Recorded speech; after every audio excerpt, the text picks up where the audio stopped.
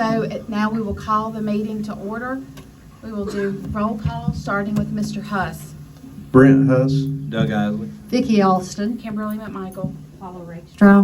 Vicky McKinney. Bob Wyatt. Thank you. Thank all of you for being here with us this morning. At this time, I would like to thank the North Carolina State School Board Association, and personally, I'd like to thank the attorney that worked with us, his name is Sam Thorpe, for just assisting us through this process. It was, we had complete and total control through the process and everything that was done, all the questions that were asked, but they were very helpful in guiding us through that. So at this time, I'd like to read the press release for you, and then we're gonna go through. Actually, I think we'll vote first. Is that correct? We're gonna vote on the new superintendent, and then I'll read the press release, and then we'll let him have something to say to you.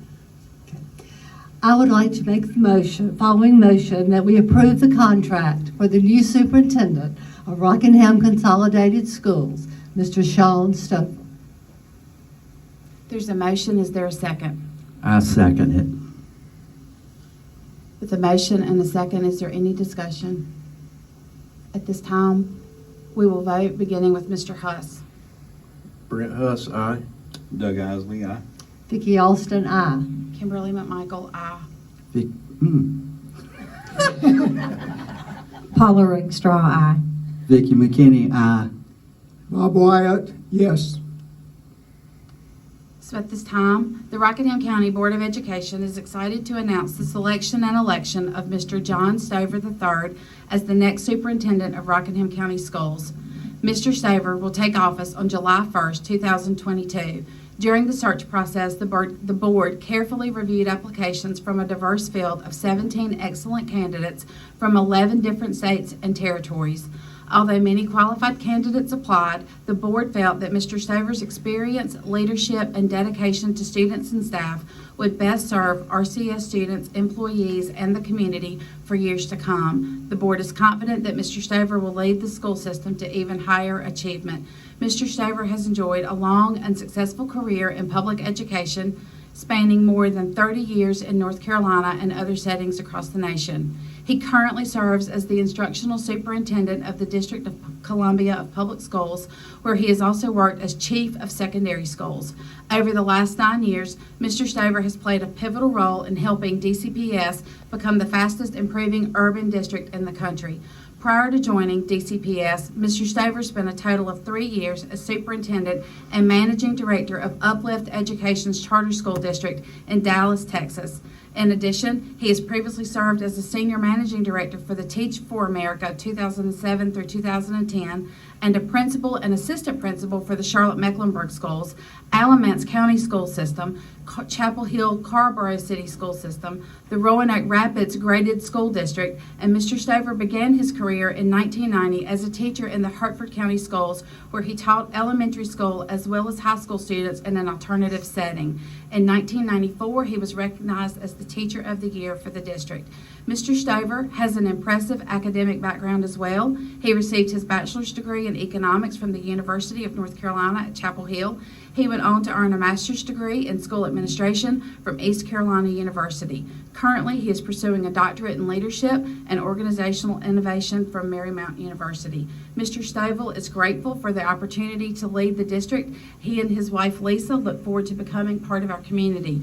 Mr. Stover is excited about his new role, and he issued a statement accepting the position. I am excited to partner with the school board, parents, and the community to build upon the work our dedicated teachers, administrators, and staff have done to create a school system that empowers each child to be a lifelong learner, equipped to contribute in a changing and complex society. Please join the board at this time in congratulating and welcoming Mr. Shawn Stover as the new superintendent for Rockingham County Schools.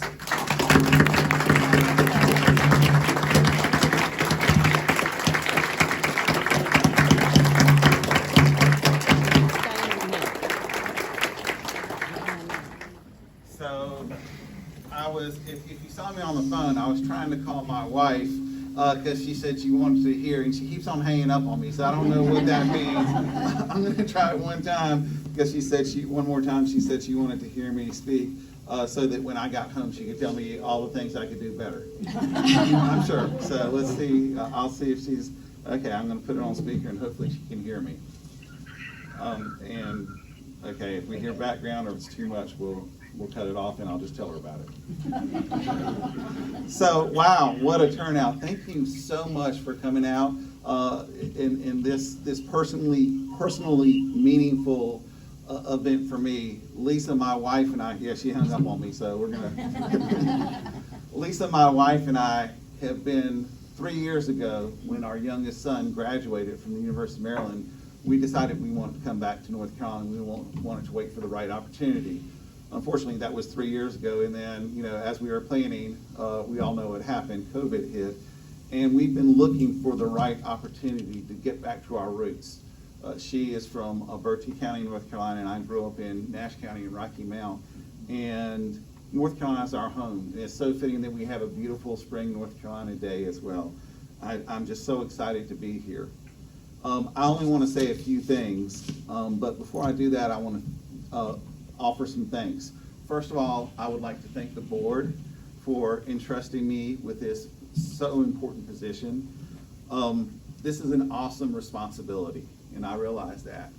First, we need to ensure the safety of our kids and then empower them and provide an excellent education so that they can be the best versions of themselves and they're equipped to go out into a world that is changing constantly. I love the vision statement for the county. It really resonates with me. I look forward to working with you, and I'm humbled by your trust. I would not be standing here before you if it were not for my family, and particularly my wife. She has been with me for 32 years, and believe me, anybody who can see me for 32 years is a saint. She's my best friend, the love of my life.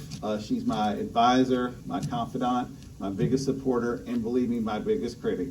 And so I really appreciate her, and we're just so disappointed she couldn't come. She's been a little under the weather and wanted to err on the side of caution. I'd also like to thank my two boys, Alexander and Andrew, who have grown into men that I really respect and honor. It shows their mom did a good job raising them. They put community first, and they really care about humanity and how they treat others. And that's all you can ask for as a father, I think. I'd like to thank my mom, who also wanted to be here. I think that's a recurring thing, right? But she taught me my love of reading, and also is the person, my model for how do you treat people? How do you treat everybody equally with respect and judge them on what they do, who they are, not their position or anything else. And my dad, who passed away over a year ago, I'd like to thank him. I was going to wear one of his ties, but he apparently our tie taste in ties is not the same, so I couldn't do that. I got a bunch of them in my car though. He taught me persistence and the value of hard work. I'd also like to thank, I know a number of principals and assistant principals are here today. I'd like to thank them. Being a principal is hard at any time. Being a principal during COVID for these past 2.5 years is almost impossible.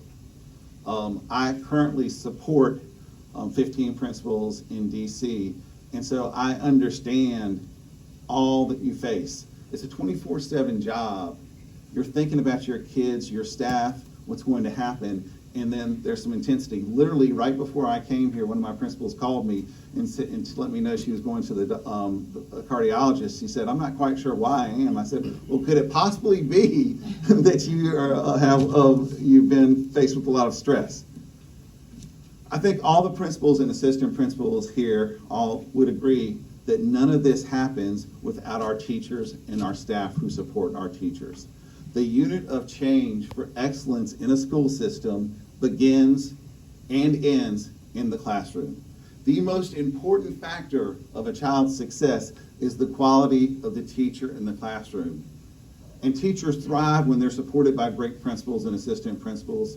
And unfortunately, when that's not the case, they're not as good as they can be. And so I want our district to reflect that. I want our district to orientate itself to supporting our teachers in the classroom and the staff that support them. our cafeteria workers, our bus drivers, our custodians, our administrative staff. Everybody having worked together is what it takes to make a school successful. And behind the scenes, our central office staff, I want to thank them because they work tirelessly and they don't get a lot of the reward. One of the best things about being in schools is you get to interact with students. And in my job, I get to visit schools a lot, so I get my student fix. Sometimes in the central office, you don't get that same validation, and so I really appreciate the work that they're doing. I want to thank Dr. Shotwell. I told him when I first met him just a minute ago, anybody that can be a superintendent in any system for 16 years, it's amazing. You know, the average lifespan for a superintendent is 3 years. And he has built such a strong foundation that I hope to add on. You know, some people have big shoes to fill. I've got like Texas-sized boots to fill. He told me they were size 13.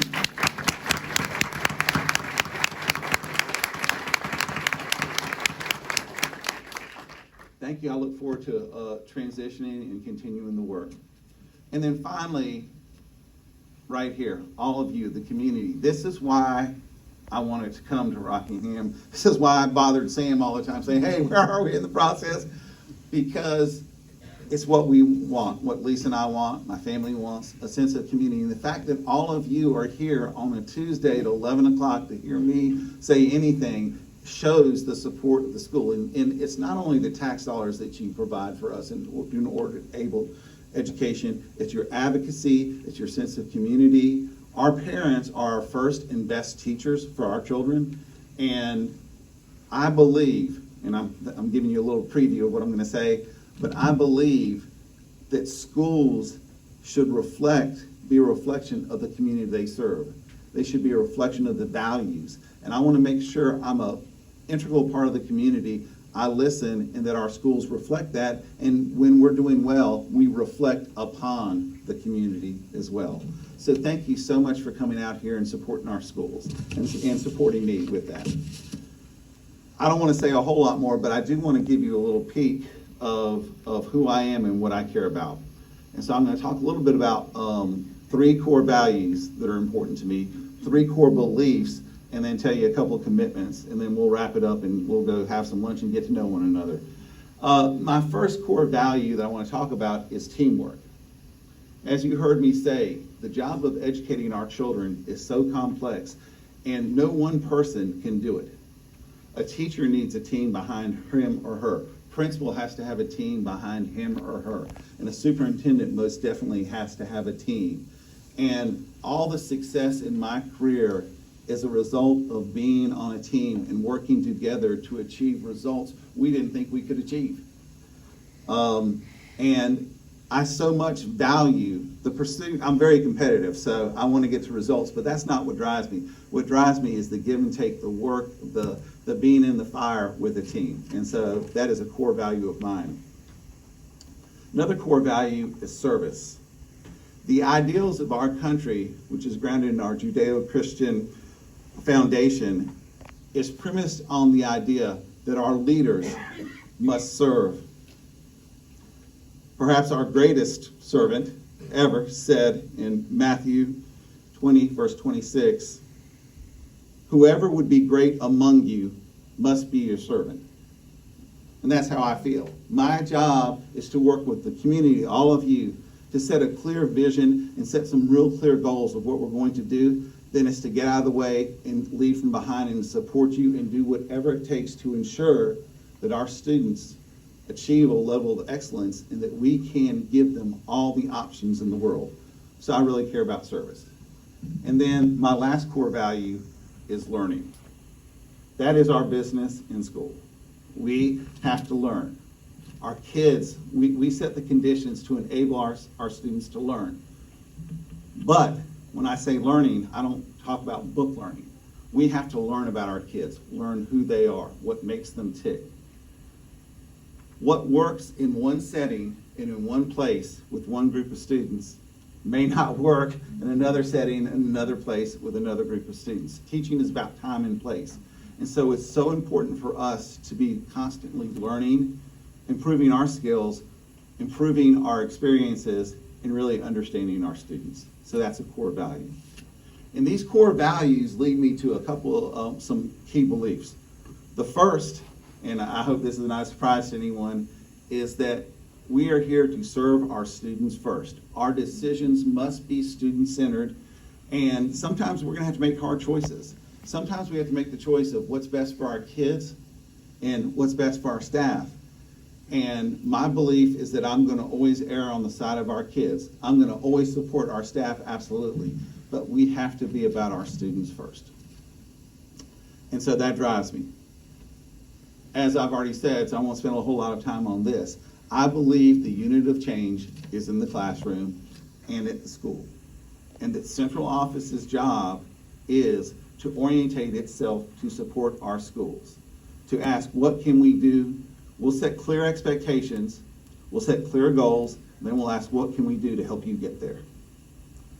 And then finally, as I talked about earlier, I believe in the power of community. That's a core belief. So 3 commitments I want to make right now to all of you here, and you hold me to them, is the first thing I'm going to do is I've been doing this is my 32nd year in education, and one thing I have learned is I don't know a whole lot, and it's a whole lot better for me to be quiet and listen than it is for me to talk and try to change things, rearrange the furniture, if you will. I'm going to spend a lot of time learning the community, learning our schools, learning our teachers.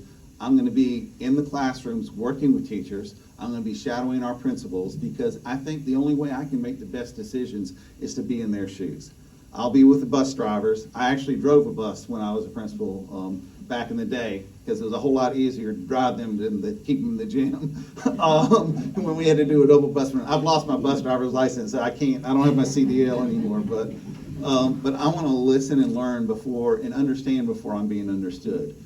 Rockingham County has done fine without Shawn Stover for many, many years. It will do fine if Shawn Stover never came, and I just want to make sure that I'm a value add. I'm going to commit to real clear expectations and communicating with transparency. I think the times that we get ourselves in trouble in a school district is when we're not immediately clear and we don't tell people the truth, even when it's hard. And so I'm going to commit to that. And finally, I'm going to model what I expect. I can't ask anybody to do anything that I wouldn't do, and I can't ask them to comport themselves in a way that I would not comport myself. And I'm going to close with this story. It's my favorite story, and I keep it in mind. It's about Gandhi, and he used to give advice, and a mother walked her son 5 miles to Gandhi and said, "Can you help me and tell my son, because he respects you so much, to stop eating so much candy?" And he said, "Yes, I will. Come back in 2 weeks." And so she came back 2 weeks later, walked that same long distance. Gandhi looked at her son and said, "You need to stop eating so much candy because it'll rot your teeth out and ruin your health, and your mom is very worried." And mom looked at him and said, "I appreciate you doing this, but why couldn't you tell him that 2 weeks ago?" And Gandhi said, "Well, 2 weeks ago I was eating too much candy." So I want to be a model. I'm just so thankful. I'm so glad to be here. Lisa's glad to be here. She's already sent me some houses to go ride by at least. I'm so thrilled with this opportunity. I look forward to working with all of y'all, and thank you so much for coming out. Thank you for it. Thank you.